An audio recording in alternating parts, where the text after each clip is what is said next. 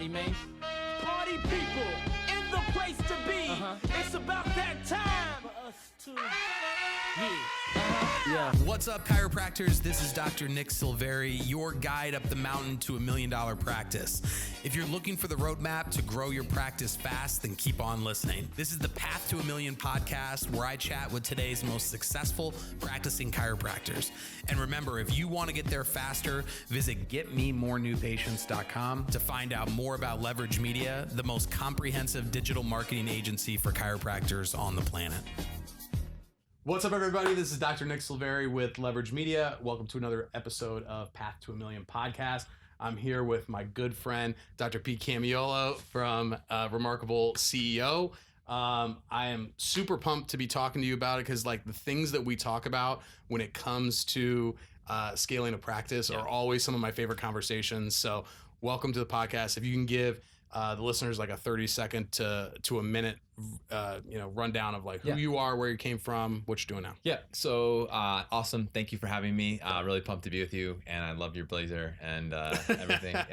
This guy knows how to dress. I'll tell you what, it sets the bar. I'm a chiropractor, and I have a chiropractic coaching company where we help chiropractors scale their businesses, specifically learning from being in practice that there was a gap between learning how to build a practice, and then no one really told you how to scale a practice. Right. So that was my journey in practice, and we can get into those details today. But what we do is essentially we help the chiropractors transition from owning a job to owning a business, which is a very fundamental shift in the model that they have of their business. And then we also help them pivot from being an owner operator to becoming the CEO, which is an identity shift. So you have a business model shift, and then you have a identity shift. And those two transformations are what we walk through with chiropractors. We help them to do that. Yeah. And you have 17 kids now, I think. And yeah, so I'm married. My wife is married. We have 5 children. We live in Florida,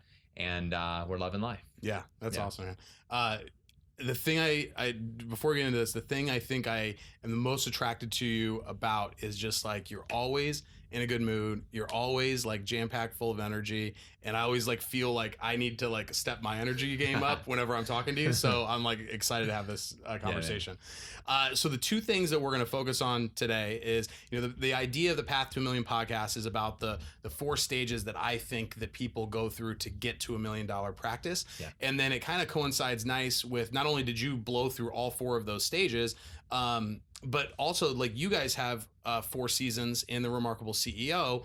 And I want to talk about both of those. So first I want to talk about the Remarkable CEO. I just had my first week mastermind call, and we are just getting started in the program. And I'm so excited because not only am I going to become a better leader for my practice, but I'm going to be using those same principles for LVRG to be a better leader for that business as well.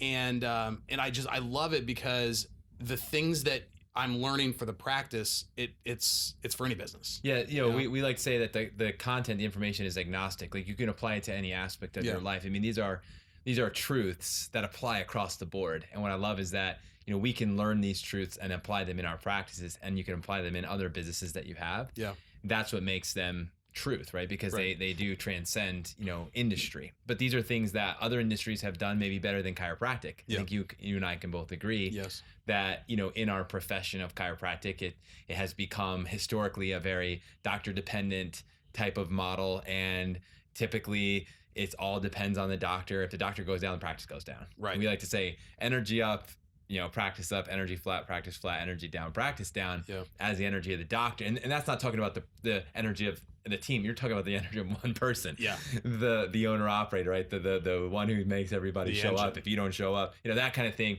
That model, then you go into this building phase of your career. You don't really have any exit options. I mean, there's no escape of that. So you just kind of, I guess you have to settle in. This is what I'm going to be doing for the next 30 years of my life. And then, they try to exit, and we've even heard some of the stats of what happens with that. Doesn't go well if you've not gone through all 4 seasons. So what we've identified is there are four seasons of the chiropractor's career.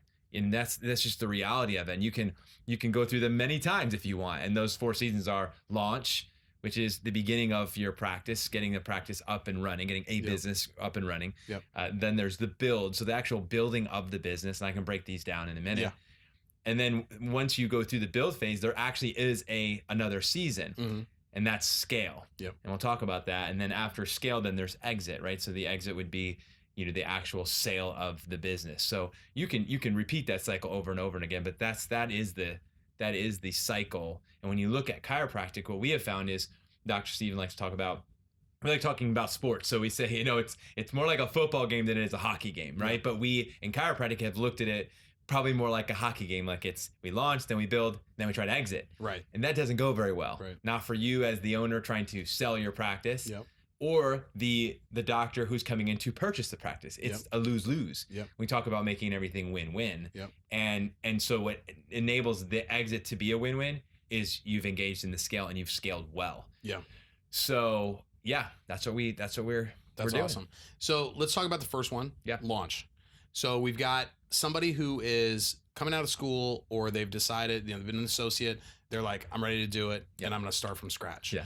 What's the number one thing that people mess up, and what do they need to like really keep in mind when they're in that launch phase? I mean, I think the number one thing that you mess up is trying to do it on your own. Yeah. You know what I'm saying? Like trying to figure it out by yourself. I mean, I'm grateful that I didn't do that, but when I look at my colleagues who did do that, that was the thing that I noticed, and that's also what I still see today, right? You know, trying to figure it out on your own. Yeah. I think that's the biggest mistake, because the reality is you don't know what you don't know, and that's fine. Yeah. Because you have to go through launching it. You have to go through. There was nothing here on this plot of land. We cleared the trees, and then we started actually digging, and we put a foundation in, and then we put framing on, and then we brought sheetrock, and we started drywalling. You know, that you can't bypass that. You don't just get to look at the land and be like, there it is, the house. You have to go through the process of building. And so, and if you don't know how to like frame a wall, and you're just like, well, I guess got to put a wall up, and you just like lean the drywall up against something, that's not gonna be too sturdy. And here's the thing: even if you do know how to do a wall, you still have to go through the process of clearing the trees, digging the trench, pouring the forms, pouring the concrete. You know, you still got to go through this process. So you could do it better because you've learned from your past experiences. But what we believe, and that's why I say coaching is so important, because why don't you do it better by learning from other people's past experiences, from their pain, their failure, their success, and apply that, because you're going to have to go through that work anyway. I don't think that there are any new problems in chiropractic that have not been encountered by the great coaches. Yeah. You know, the ones like I coach with. So when you say we and Dr. Steven, we're talking about your partner, Steven Franson, in you know, the Remarkable CEO program and the Remarkable Practice. Yep. And he's my coach. Like, he helps me like see things that I'm blind to. And I've been in practice for 12 years now. Yeah. You know, or is it 13 years? 13 years now. And it's like that is the only way that I ever grew in practice, was when I finally started to get coaching. I tried to like struggle and beat my head against the wall for the first couple of years, but once I got coaching, that was really it. So we launch phase. Yeah. Awesome. It's getting it established. That's what I think I didn't say that, but it's getting the foundation set. It's getting the doors open. You got some your patients are coming in. Yeah. Right. You're starting to be able to pay the bill. You're paying bills. You're doing it. You've got the thing going. You got your license. You're officially in the town. You're shaking hands. You're getting to meet people.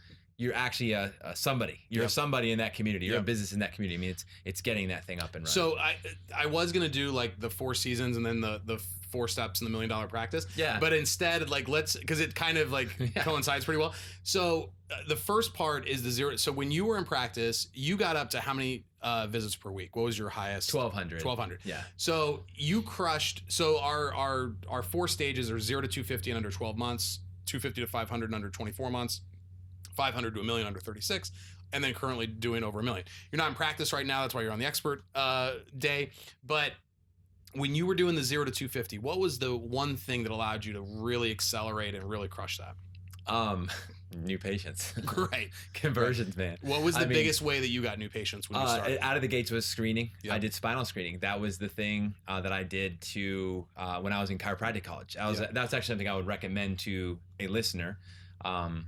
Is, you know, if you could go back and you could do it all over again. One of the things that I'm grateful for is that when I was in chiropractic college in the Twin Cities, I went to Northwestern up in the Twin Cities. we, through our club that we were a part of, we found doctors in the cities, and we would go on the weekends and screen for them. That's great. And, you know, our goal was to put as many patients in these offices as possible. Yep. I didn't know how full circle that would go and how quickly it would come around to benefit me. Yep. Until I was going into the town to open my practice. And I was like, I had no fear of the fact that I could bring in new patients, because I freaking brought in a ton of new patients to other people's offices. Yeah. So I knew I was going to do it when my office was on the line. Yeah. There was no question. Right. So, you know, it was screening for sure. And then that morphed as we go into the next, I'm sure. How many screenings were you doing like per week? The goal was three screenings a week. Wow. And the screenings would last anywhere between 3 and 6 hours. My sweet spot was it was 4 to 6 hours. That was my sweet spot. I didn't like to go more than 6 hours in a screening, but like I could go that long, and then I would be done. But that 4-hour number was really good. I've seen a lot of doctors say, "Oh, I screened, it didn't work." I'm like, "How long were you there?" Like, I was there like 2 hours. I was like, "Oh, you just were warming up. Right. You just didn't stay long enough. Yeah, you didn't right. ask enough people." Yeah. And so, and then, you know, you get better at it too. And then I could go and I could do these sprint screenings. Where I'm like, I'm going to go for an hour. And my goal is I'm going to get three new ones in an hour. Yeah. Because my number was really 2. That was kind of my number. I could do 2 an hour. That was, you know, but there were good moments I could, you know, do 5, but it was like not reproducible. And so I would say I'm going to go 3, or go for an hour and get 3, and it would happen a lot over lunch. Nice. You know, so then you're like, hey, we're a little bit low in new patients this week. No problem. No problem. That's why we have lunch. Lunch breaks are for that. Right. I had a booth in the local mall, and I paid for it. So I'm like, well, I'm going to the mall. I'll see you guys after. Right. And you know, that was it, man. I had one focus. I was like this. What man. year was that when you launched? That was 7 and 8. Yeah. Okay, so you were around, like I started my second practice in 7, and there just wasn't social media. It's like you had to get out there and do that. Yep. I think people have gotten a little bit lazy with like Facebook ads or Google ads or whatever. I mean, yes, do all of that, but like hustle too, you know? So anyway, the next stage is the build stage. And that's where I would guess that most of chiropractors are in. Yes. What is it that you give me a little context on your side of it? Yeah. So build is about becoming a master clinician, a master communicator, a master, you know, hire, trainer, team builder. It's the 10,000 hours of Malcolm Gladwell. It's getting your reps in. Like you have to get reps in of adjusting, of seeing new patients, of speaking, of doing report of findings, of doing reevaluations, of re-signing people, of hiring team and training team. You got to do that over and over. You got to go around that mountain a lot of times to get your to become fit as a business owner. There's no bypassing it. There's no shortcutting that. You can't read about push-ups. You cannot. And so it really, the build phase is that season of your career. And again, it's a beautiful season. It's a wonderful season. And there is a way that you can do it better, right? And again, I go back to the same thing that was a big part of my journey. My entire career has been, I've always hired coaching. I've always had an outside perspective of an expert looking into my life on my behalf. You get coaching to now. Help me. You get coaching now for coaching. We've talked about I have that. 2 before. different perspectives looking at what I'm looking at doing, I'm doing. And I do that because I need to make sure I'm always underneath the view of another person that could show me my blind spots, right? Yep. And then I want to be accountable as well, right? So, you know, I think there's a big part of coaching. One is, you know, the expertise of the coach. The other is the accountability element, which is really, listen, you're a doctor, okay? You're in the top 1%. I mean, you're an achiever. You've performed. You're at this level. Like, you just need to be held accountable at this point. Really, at this point, like, you know what you need to do. Yeah. Once you're told what to do, if you don't know what to do, you're going to do it. You get some help. You need that accountability, and then you'll succeed. Perfect. So we'll call this the 250 to 500 stage. Yeah. What was so you were doing the screenings, you're getting the new patients in, how quickly did you get to 20,000 a month in collections? 1 month. 1 month. Yeah. So you're still brand new in practice when you're going through that 250 to 400 or 250 to 500 level. What was it? Still just spinal screenings, or was there something else that at that stage you're just like, all right, now I'm going to add this piece? It was for family members getting checked, referrals, like internally. Yeah. Turning 1 into 3. Yeah. Everything became a multiplication effect. That's so great. Everything that I just saw, every 1 is 3. What was like the one secret to, like, was there something that you always said? Was there a time in the in the process that yeah, good question. I don't know if there's a secret, but we would just ask. Yeah. And we would also tell. So there was the ask and there's the tell, you know? So we would show I would show them in my report of findings that this person, I would give a case study and say this person was referred in by this person. And then I would talk about that person's amazing transformation. Then I would always end with, imagine if this person had not referred that person, and where would that person be today? Yeah. How would that person feel? Yeah. And then this person here is looking at me like, I think he's talking to me. Yeah. And that's it. I didn't have to say anything else. And then the next day we'd simply say, who do you know? You know, Yeah. would you want to help someone who's potentially, you know, So it was early. Oh yeah. You're not waiting to out of like the gates. report of No, I findings. didn't. The re-exam. No, this is like before they've even committed. Awesome. So it was never like, oh, this is, you just, you know, a switch of a bait, a switch, you know, that type of stuff. Like, no, it's not that. Like, this is who we are. We're a mission-based organization. We are a cooperation. We are looking for people to work with us who also care about the health of other people, not just themselves. Yeah. Our focus is to help you. Your focus is to help yourself get well, and then help your neighbor. That's awesome. Yeah, it's tough to get to 1,200 a week just through spinal screenings. You Yeah, gotta turn, we you gotta turn one. No, into we three. kept it going. We absolutely kept it going. What's it? No, I'm saying Spinal like screenings. I know, Yeah, but like turning 1 into 3. It no. makes it a lot easier to get to 1,200 a Yeah, week. yeah. You know? All right. So I was gonna ask something on the build stage. So that I think this is where like a lot of chiropractors get stuck, and when they have that breakthrough is where they can see the biggest growth. What is it that you think gets people stuck in that build phase? So there's two ends of the spectrum. I think one is I get so much value out of the grind, and I get so much like it does something for Like me, helping like people and being the expert. And, being the expert, but also like carrying the weight of it all. Like there's something about wanting to maintain control. Yeah.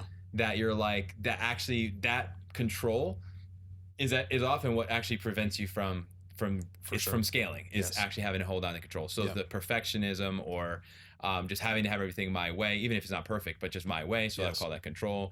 And you know, and the inability to teach others, right? So you might be a learner, but you're not a good teacher, right? And so that weird. has prevented you from being able to scale because you are good at consuming content or consuming and listening, but then when you have to teach it to another person, so it's almost like this like you have to learn the mindset of I need to learn this so that I can teach it, versus I'm just learning this so I can apply it. It's I can learn this so I can teach it.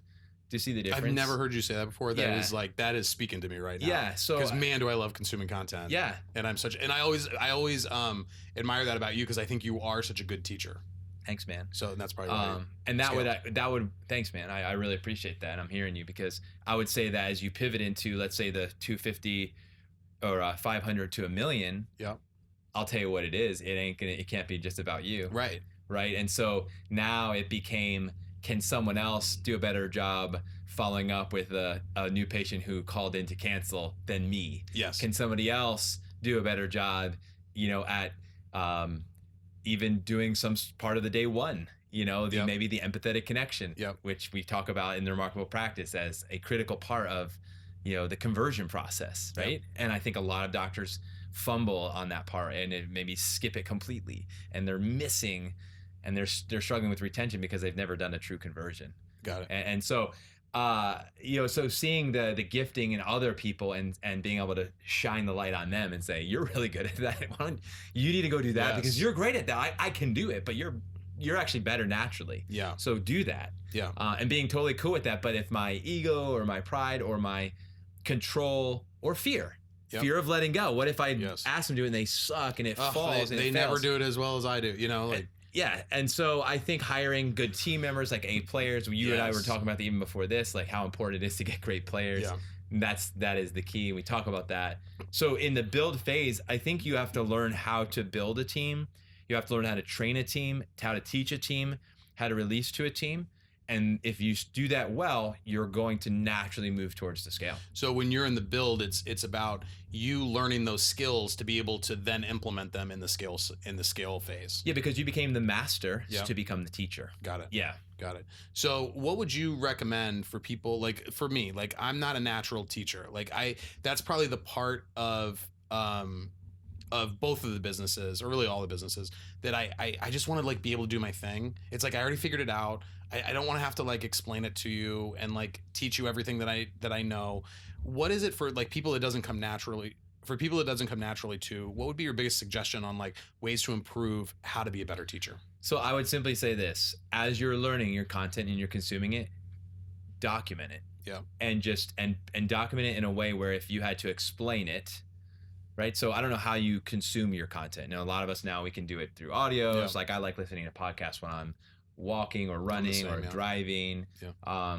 You know, and so it's hard to listen and then like write down. But if I'm actually listening to something and I'm like, this is actually really good, I need to pass this on to my team. Yeah. I will actually pull over. I will actually listen. I will bust out my notepad. And I'm note taking, and I'm immediately implementing it in my next team huddle. Oh wow. Or my next team meeting. That's great. Or my next team training. Or my next whatever, right? And Yeah. I'm immediately saying, this was really good, guys. It was amazing. And I have to put it in my own language. That's the other part. Is I have to take what they said, how they said it. Yeah. And then I have to internalize it and then be able to communicate it back, but it has to be authentic. You consumed it to be able to teach it. Yeah, I want to be able to teach it, so I want to be able to say it. And I also can say, I don't have this nailed. I'm not an expert at this, but I heard this, and I'm going to try to explain it. And let me know if you understand this. Yeah. And if you have any questions, I do too. So let's walk through that together. This is there is so much amazing content that dies inside of my brain. Like I don't share it with the team as much as I should, and then I forget it. Yeah. I'm like, oh, I'm never gonna forget that, and then I forget it in 5 minutes. All right, so we've gotten to the. Were we just talking about the build? We've been in build right now. Okay, Yep. so the scale, that's where we're getting into the teaching side of it. Yeah. So that 500 to $1 million, at what stage did you get to 40 grand a month in your practice? At what stage? Or like how many months were you in before you hit that? Probably, let's call it 4 or 5 months. And then when did you get to $83,330? That was you know the number. Yeah. Definitely that was in my second year. I didn't quite get there that first year. Yeah. But real close into the second. Okay, so that's good though, because so we've got the first year. Yeah. Blew through those first 2 stages. Yeah. That second year, what was like the different shift? What was the biggest thing for you in your practice? I mean, it was value. So there was a few things. One was value. You know, really valuing myself, because when you're seeing a lot of people and you're that busy. Yeah. And you know, you're looking at your numbers and you're saying, okay, we're helping a lot of people. We're serving a lot of people. Hopefully, we're helping them. And you know, we're working really hard. And you know, so it was valuing our services, making sure we were charging, we were following through on the payments, you know, and making sure that was all getting buttoned up. And I, again, had coaching, so they were looking at my numbers every single week. Yeah. I had to submit my numbers. They saw my exact visits. They saw the exact numbers I was collecting. So it wasn't like I was escaping this. Right. Every single week by Friday at a certain time of the day, that thing was submitted. And I think at a level of accountability. I think it is so easy when you get busy to be making enough to like live your life and pay all the bills. Yep. To not fight for those inches. Mm-hmm. Like I always loved the was it Any Given Sunday? Mm-hmm. Have you seen that movie? The Al Pacino scene where it's like we fight for those inches. Yeah. And, you know, when you have that coaching and that accountability, instead of 87% collections, we want 89%. Right. And it's like if you're just on your own, that 87 is pretty good. Right. Right. Yeah. So let's say somebody doesn't have a coach and don't have somebody checking their numbers every week. Yeah. What's an idea that you could give them to start to really push for those inches? Because I think those inches are really the difference between, you know, bumping up and, you know, kind of stopping at like 750 or 800 and really blowing through those numbers. Wow. So, I mean, one is tracking. You're doing the tracking. I mean, I think the first is I think there's a lot of doctors who don't know their practice, right? They don't know their numbers. If you don't know your numbers, you know, you don't really know your practice, you know? And so the first thing is, what are the numbers that matter most? Like, what are those metrics that matter, right? And measuring those things. Yep. So it's not just total revenue, it's understanding where the revenue came from and where the revenues are dropping off, and being able to target very, very specifically, you know, from the attraction stage to the conversion to the retention, where is the money at each stage? Where are the gaps? Where are the drop-offs? I can actually focus and see, like, there's a red there, there's a red there, there's a red there. These are all problems, issues, guys. We got to go in there. Why is that happening? Oh, that goes back to this. And so, and then, so I would say it's tracking the numbers, and then it's interpreting the data, and then training. So you got to train. So training is the greatest investment you'll ever make in your team and building your team. So, and building your practice and growing your practice, let's talk it to 1 million plus. Yeah. It's going to be training with your team. Nice. And again, you won't know what to train on if you don't know your practice. Yeah. And then, so you got to get the stats and then interpret what do you think are the most, I don't know if it's maybe like the most important, the most overlooked, like what do you, the 3 KPIs in the scale phase that you think are the most vital? I mean, for sure in scale, we're talking retention. You know, I really believe that it's retention. So the stat that I learned when I started working with Dr. Stephen was net momentum. That's my favorite stat because again, it teaches you how many people are coming in the front door, but how many are going out the back and the side door. I mean, the bottom line is if you don't know that, then you're like, yeah, we had another 80 new patients this month and we converted 63% of them. It's like, but we didn't grow. Right. What the heck's going on? So explain net momentum to people that net momentum is essentially, and Dr. Stephen will probably do a better job than me. I'm not necessarily the math person, but you basically take the total number of new, let's just go new patients, total number of new patients you had in a month, minus number of people that have dropped off of care. So they've stopped care, they quit care, they've disappeared from care. And you actually have to have metrics to measure that because some people are like, nobody did. I'm like, well, they haven't been in 6 months. So what do you actually determine to be an active person? You know, so you got to have some metrics before this would even matter. You can't even measure net momentum if you don't have criteria to determine what active patient is. So once you determine what an active patient is, let's say somebody you haven't seen in 30 days, they immediately go into they're an inactive patient.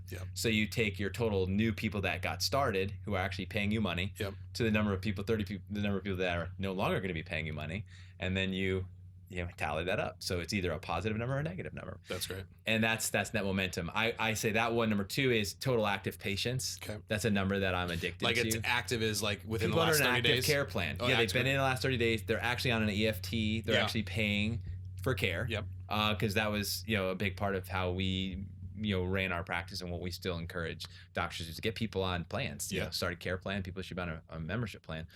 And so, total active memberships, that's absolutely a KPI that I'd want to know. And then profit as a percentage. So like, what is your profit margin, right? Because sometimes when you grow, your overhead grows too. Sure. Actually, when you grow, your overhead will grow. What you have to do is make sure that you're always growing profits more than just the overhead that comes to create the profit. What's a healthy percentage in this stage?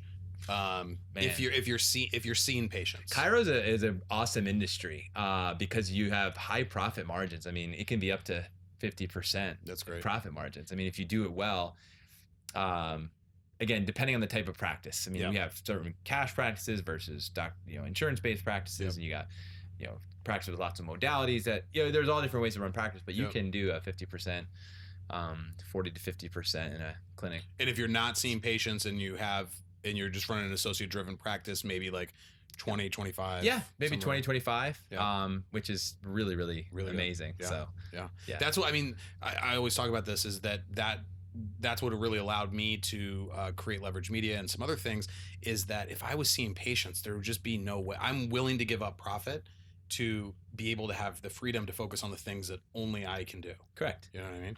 All right. So now we're into the 4th stage. We are into exit, which you did successfully. Yeah. And what is it that, well, give me a little bit of context around the 4th stage for you guys. So the 4th stage, I wouldn't say that I planned for it. I think a lot of people say, I'm not going to ever exit. And I would say there was a time that I thought I'm going to do this for the rest of my life. Yeah. I didn't really have a plan to exit is what I'm trying to say. I didn't meet with somebody 3 years ago and 3 years earlier and say, I need to come up with a succession plan. And it'd be really, I had a gut instinct that said, you're probably going to exit. I was like, because I just knew there was more things that I needed to do for chiropractic. Yeah. And I felt a burden to serve the profession. Mm-hmm. And I felt a burden to be a chiropractor as well, but I also felt the burden to serve the profession. Yeah. And I didn't know exactly what that meant, but I knew it might mean I wouldn't have a practice. Mm-hmm. That's what I knew. Mm-hmm. So I was very intentional about when I was hiring associates a few years before the sale to be mindful of who I was hiring and to consider having that conversation with the one if there was a right one. And we had multiple associates I didn't have the conversation with, but there was one who I did. Yeah. That one associate is somebody you're aware of. Yeah. He ended up buying the clinic. Yeah. And it's not like it was a guarantee. We actually, I hired him. We worked for a year. We'd never talked about it at all. Yeah. Year 2 came around and we said, hey, let's sit down and let's meet, and hey, where are you at with this? You know? So he and his wife were walking through that. And then it was the 3rd year. It was like, okay, where are you guys at with this? And at that point, I had already intentionally, that's when I transitioned from being what I would call the owner operator to becoming the CEO. Yeah. Which enabled me to sell or not to sell. Yeah. But I had the ability to choose that. But if it came down to a sell, then I would be able to as well. And that was the next opportunity for me. Yeah. And it's in great hands now. So it is. Yeah. And I'm grateful because I get to continue to be in relationship. That's the amazing thing. Like I have an amazing relationship with them. And that's what I think, if you do scale well, you can exit well, you can maintain great relationships. The whole thing is leaving a legacy. Exactly. Like I didn't start to be a chiropractor for no reason. I didn't open this clinic in this community for no reason. Like it should live on. That to me is the mindset of the CEO, who is a leader, who's thinking beyond their own lifetime, beyond their own practice career time. Yeah. And I'm grateful that I, again, have had that experience. Yeah. It didn't come without its challenges, but I would say that it went really, really smoothly overall.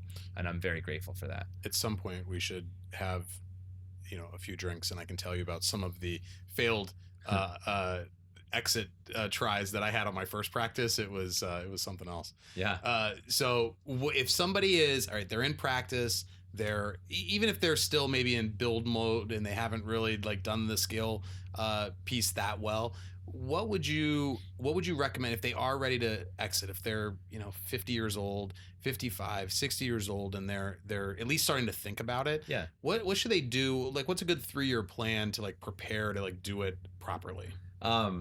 We have, other than join the Remarkable CEO. I was gonna say, ideally you'd invest 3 years making sure you've got a scalable, durable, transferable practice. We say there are 3 core criteria to what determines a business versus what is a job, right? And that is that it's scalable, it's durable, it's transferable.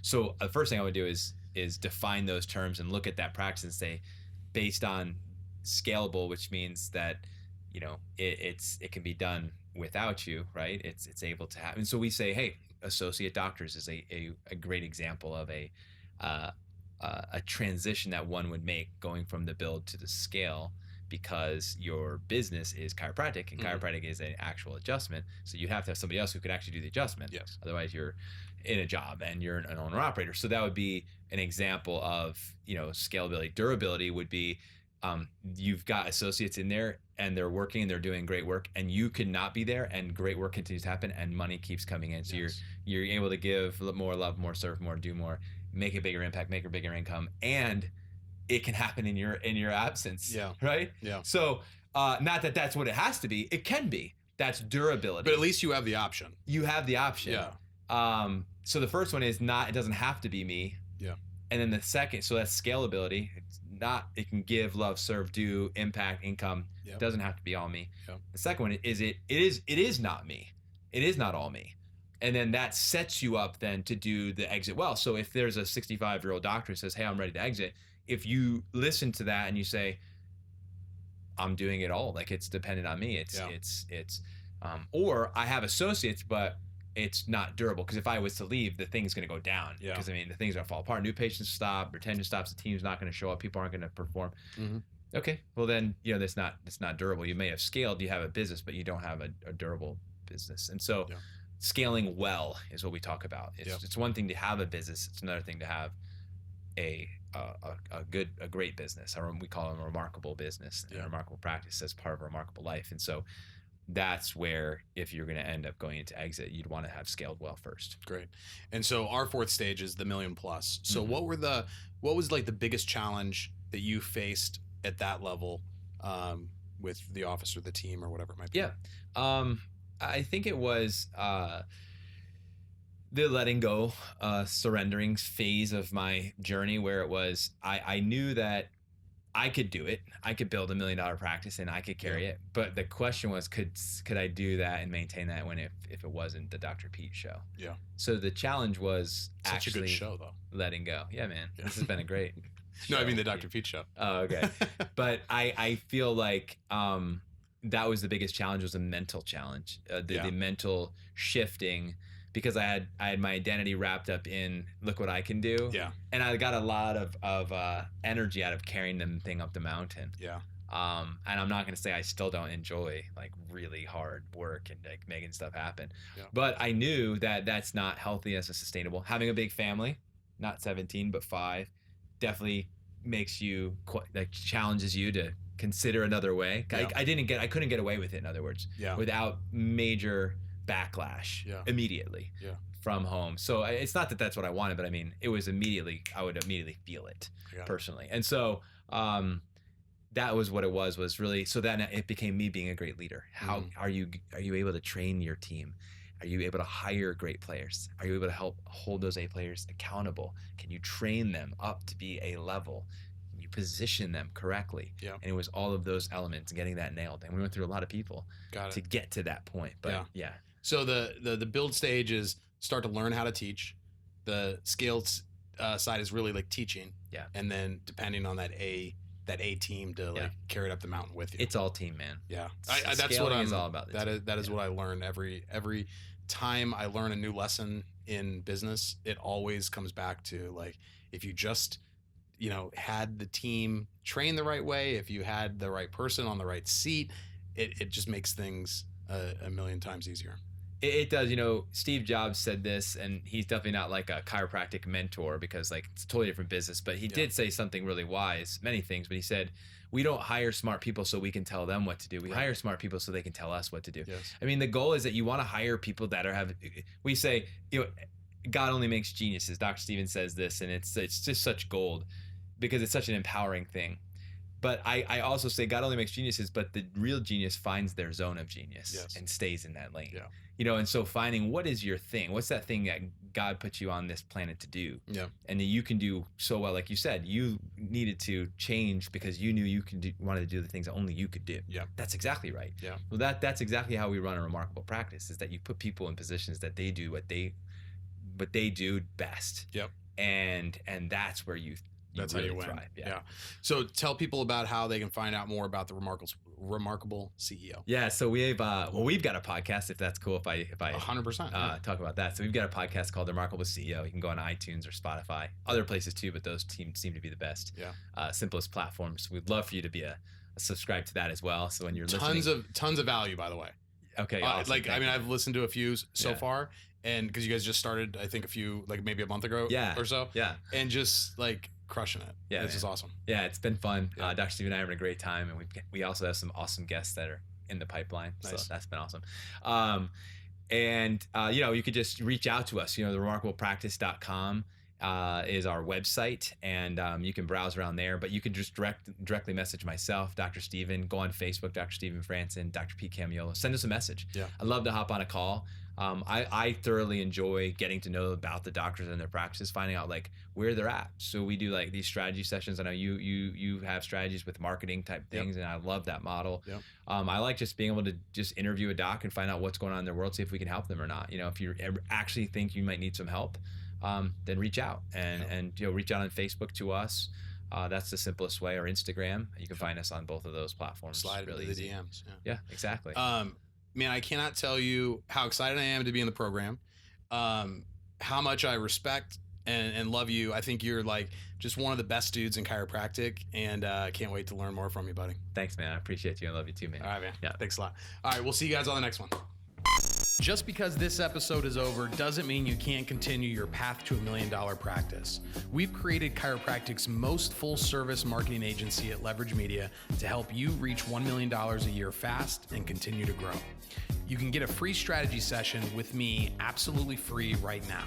To get started, go to getmemorenewpatients.com. Once again, go to getmemorenewpatients.com, and we'll see you tomorrow on the Path to $1 Million podcast.